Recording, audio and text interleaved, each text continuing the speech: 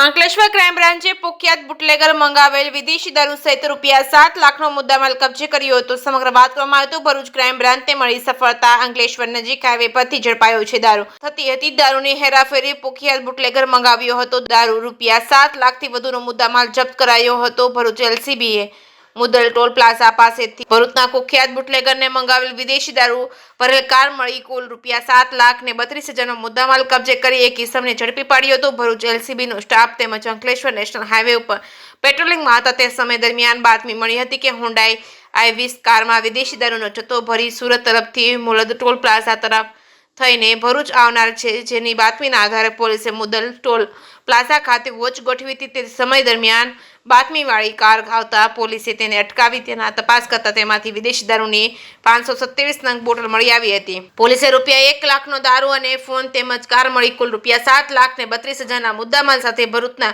કસક વિસ્તારના મયુરી ફળિયામાં રહેતો આરિફ અહેમદ ચૌહાણને ઝડપી પાડ્યો હતો। વિદેશી દારૂ અંગે પૂછપરછ કરતા દારૂનો જથ્થો રોટરી ક્લબ પાછળ મારવાડી ટેકરામાં રહેતો કુખ્યાત બુટલેગર હનીફ ઉર્ફે અનુ ઇમરાન શાહ દિવાન તેમજ નવાબ ઉર્ફે નબુ ઇમરાન શાહ દિવાન તેમજ તેઓની માતા મહેરુનિશા દિવાનને મંગાવેલા હોવાની સાથે આ જથ્થો ઓલપાડના દિવ્યેશ હરેશ કાલરિયાએ કોસબા નજીકના એક ખેતરમાં ભરી આપ્યો હતો।